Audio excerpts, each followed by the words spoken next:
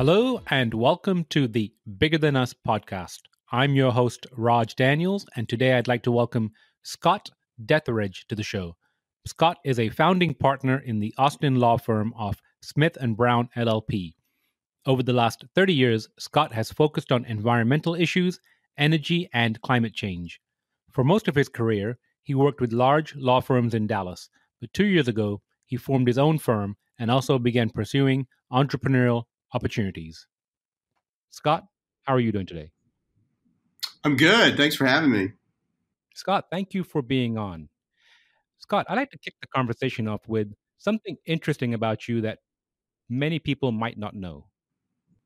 Well, I started out in life wanting to be a second Jacques Cousteau, studied aquatic ecology, and somewhere along the way got distracted and ended up in law school.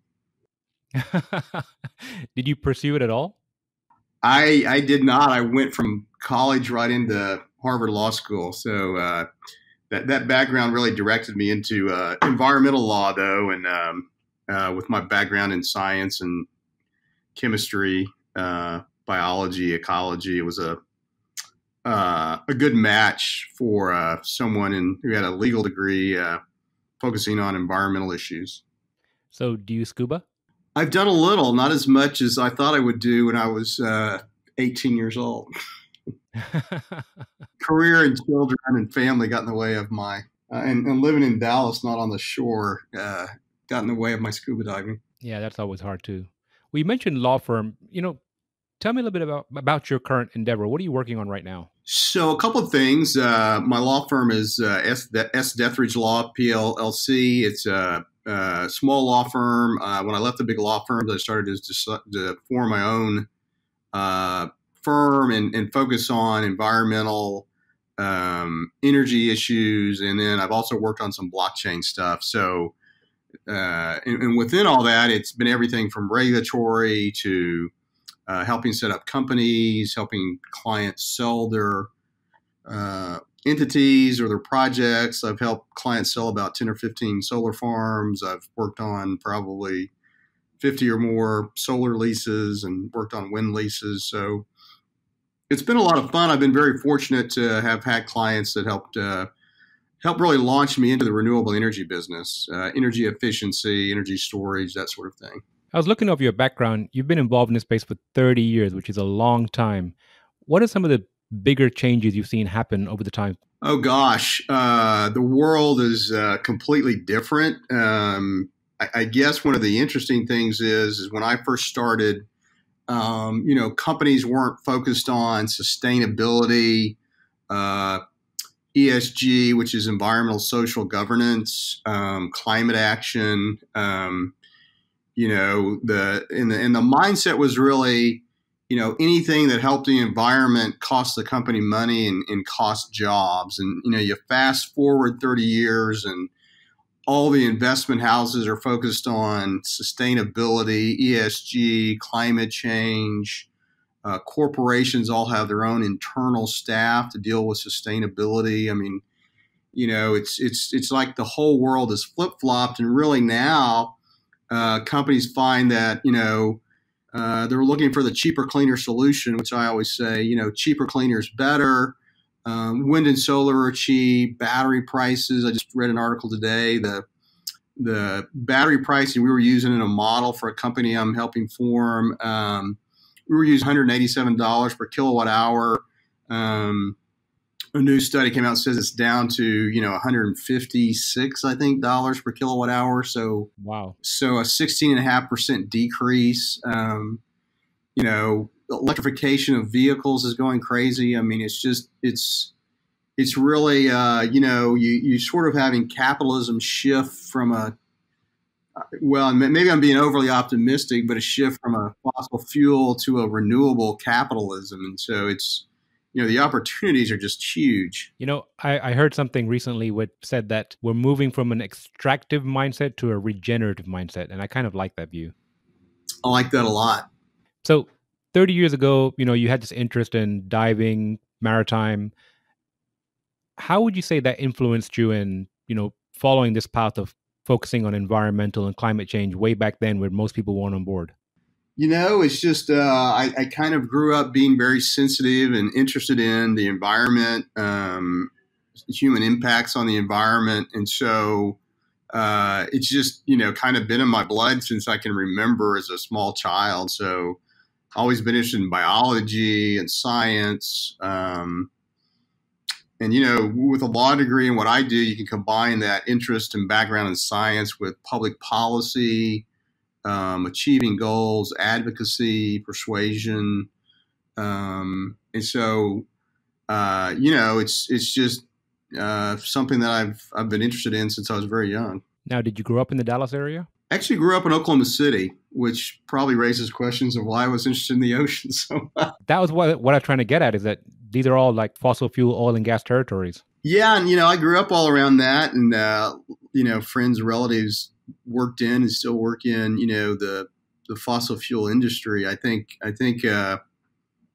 was in the early days I was like I said, I was paying attention to Jacques Stowe, and he was a leader in environmental issues and looking at the ocean, and as massive as the ocean is, how human activity were having adverse impacts on the ocean and species. And so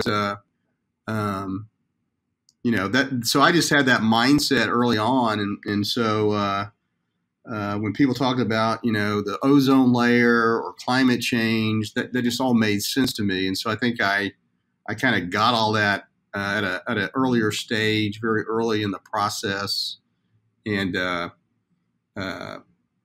I think it's just from my interests and my background, and, the books and shows I was watching were all about, climate, the environment, the oceans, ecology, and was able to transfer that into a legal practice. So fast forward 30 years, are those same friends and family kind of telling you, hey, Scott, you were way ahead of your time, but now things have caught up? Well, there's the people who don't believe in climate change and are sort of, on that side of the fence. So I have friends and relatives that are in that group.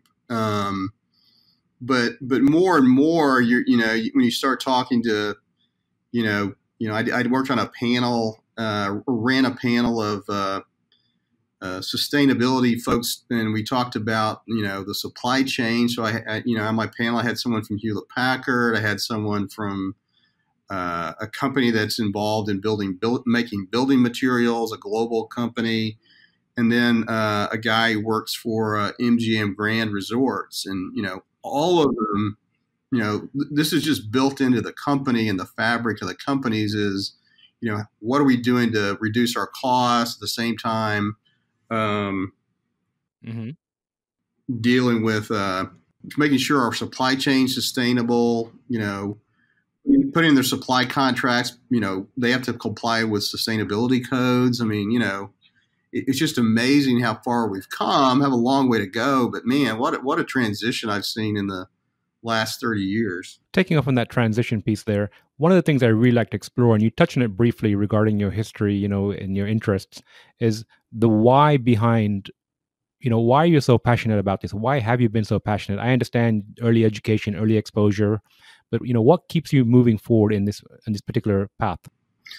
Well, obviously, when you have children, and I have a 30-year-old and a 25-year-old, and I think about their future. What is the planet going to look like when they're my age and they're in their 50s? When hopefully, I have grandchildren. What's the world going to be like when they enter the workforce or out in the world? Is it going to be a planet that's sustainable, or is it just going to be a terrible place to live? And I worry about that.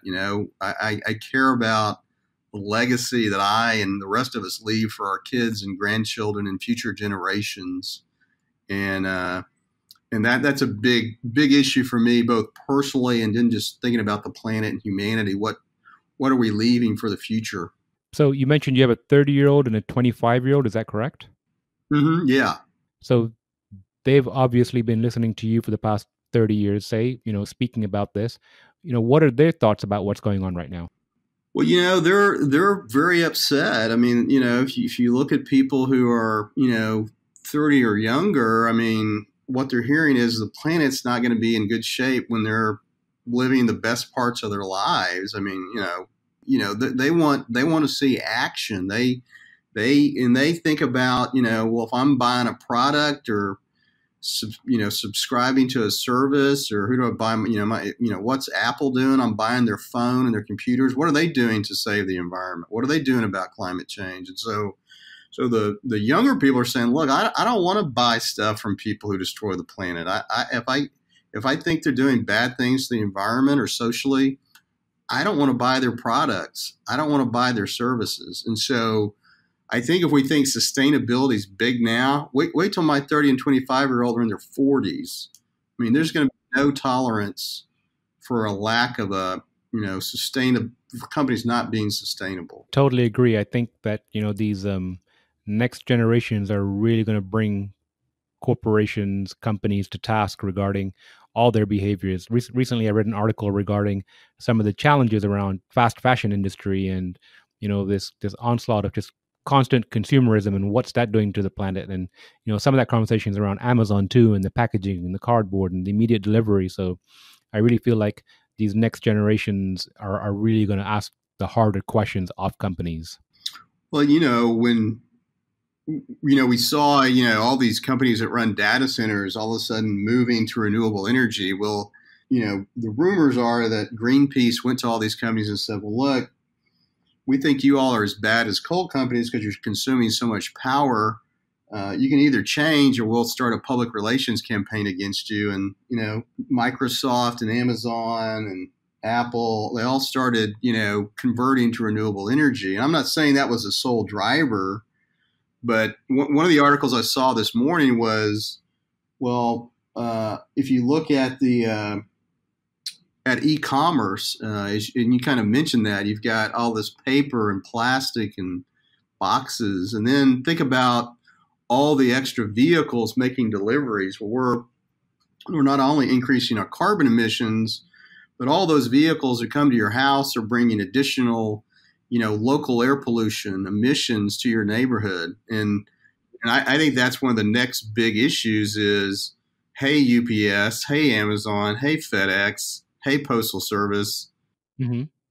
you need a different vehicle that doesn't pollute. And if you look at UPS, they're looking at hydrogen vehicles. They're investing in electric vehicles. Amazon made I think $700 million investment in Rivian, and they now pledge to buy 100,000 electric vehicles for deliveries. I just think, we're going to see a massive transformation of transportation to electricity over the next 5 and 10 years. And I think these companies making those transition know they have to take action, and they have to do it quickly. And fortunately, the technologies now available are coming online where you can really start to reduce those emissions from electric and convert to electric vehicles. So speaking of electric vehicles and hydrogen, what are some of the technologies that you're interested in right now, or you've been interested over the last few years? Well, wind initially, and then solar. I've done a lot of work in the solar business, represented a lot of companies and done a lot of work in that field.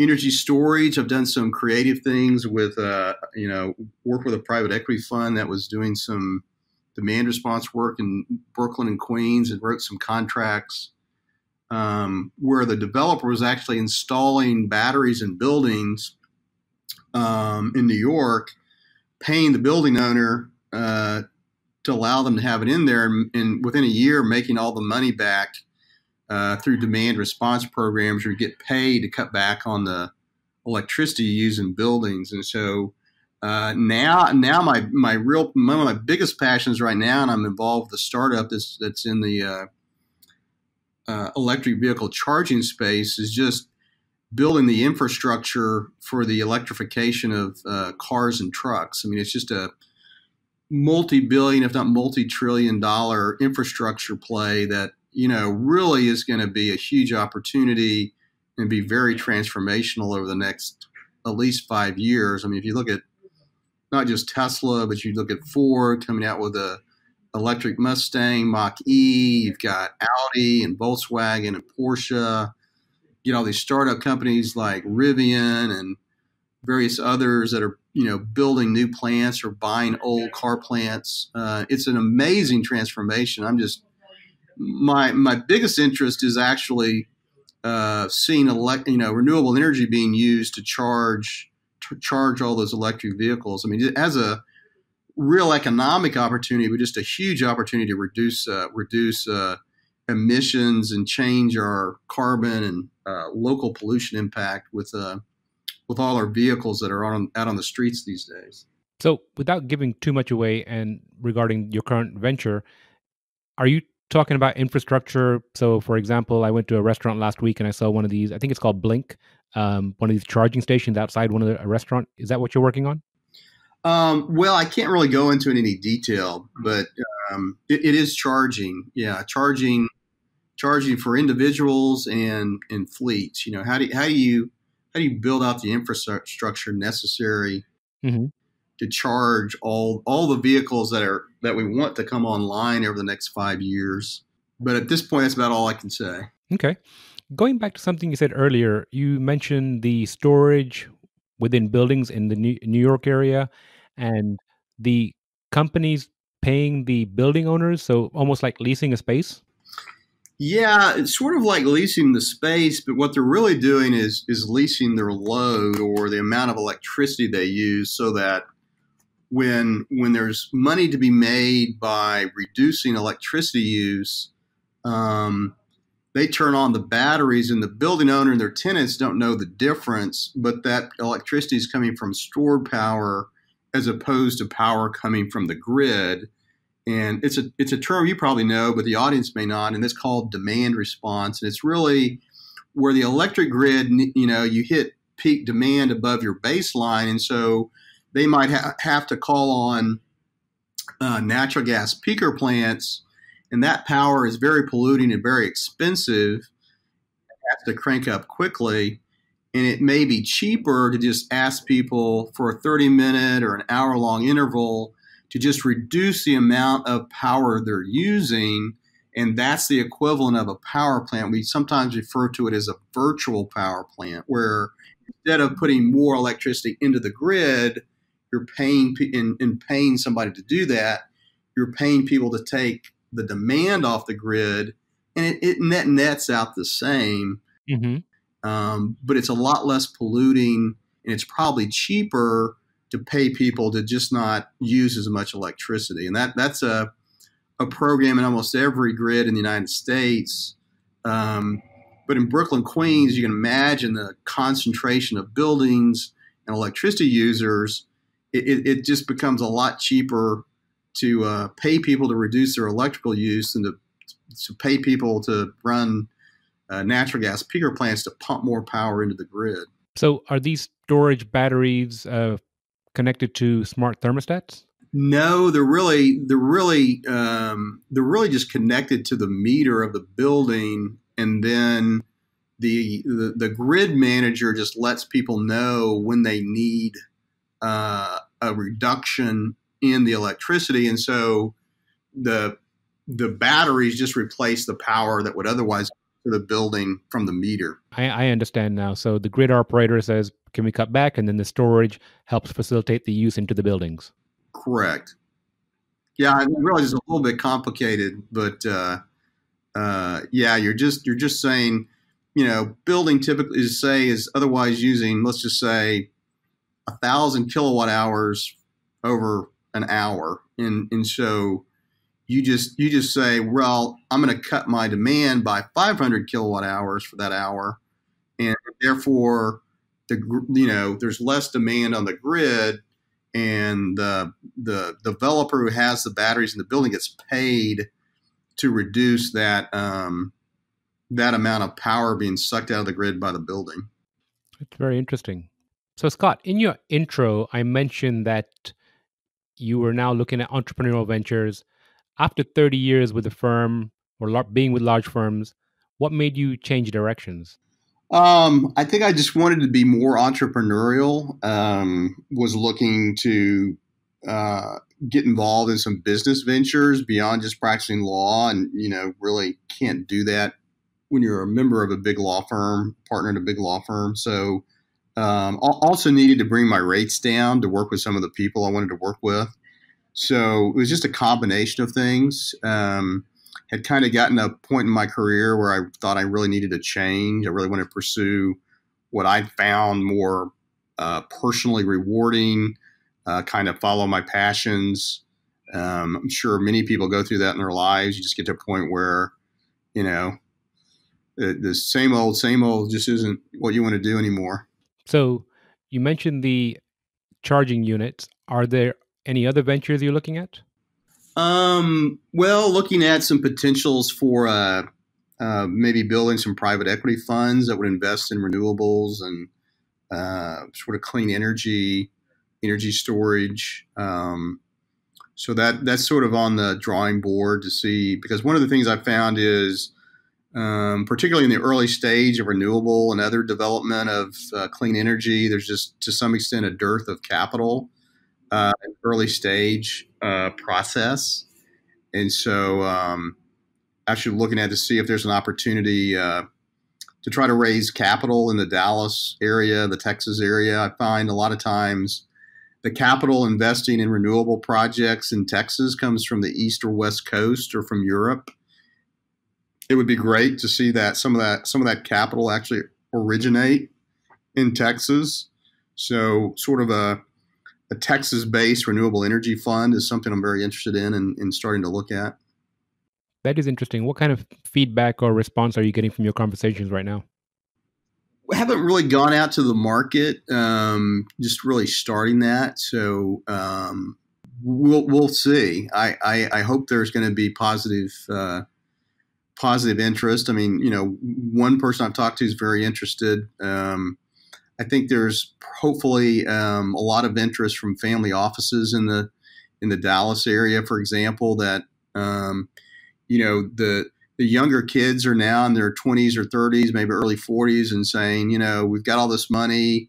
It's been built up over the years from the grandparents to the parents, but, you know, we want to make money, but we want to leave a legacy aspect for a lot of family offices is becoming more and more important. They're looking at social impact investing, positive environmental investing, and I think renewables, electric mobility, energy storage, energy efficiency, and other environmentally proactive projects and companies are a real opportunity to try to leave that legacy.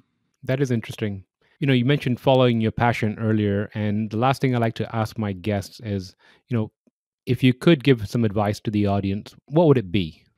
You know, I'd probably advise people to try to pick a career or job or that satisfies both their economic and their personal passions and ethics. You know, I didn't look at the world, you know, in 1987 when I graduated from Harvard Law School and said, and didn't look at it and say, well, what are the options that aren't obvious? You know, what, and I didn't look along my career and say, where could I make a divergence to do something maybe I'd be happier doing, and that would satisfy my personal passions in a more effective way. And I think when you get to be, you know, in your later stage of your career, you look back and say, you know, what did I do? And for a lot of us, we say, you know, did I live my life in a way that satisfied my own view of what the world should be?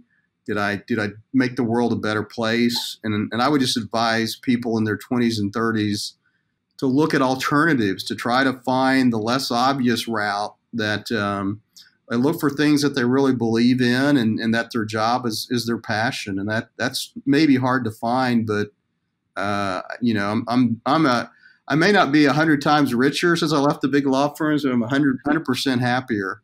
And I feel more rewarded in what I'm doing. And I wish I would have looked into doing something different 20 years ago rather than waiting until 4 or 5 years ago. Well, that is really interesting. And if I'm hearing you correctly, I almost sounds like you're saying take the road a little less traveled. Yeah, I didn't want to use that, but yeah, exactly. You know, try to find, you know, study and analyze, try to network, reach out to people. I mean, fortunately we have LinkedIn now. You can find people and reach out to people and try to find people who might be doing something you'd like to do, and maybe they'll help you or educate you about some different areas, some different opportunities.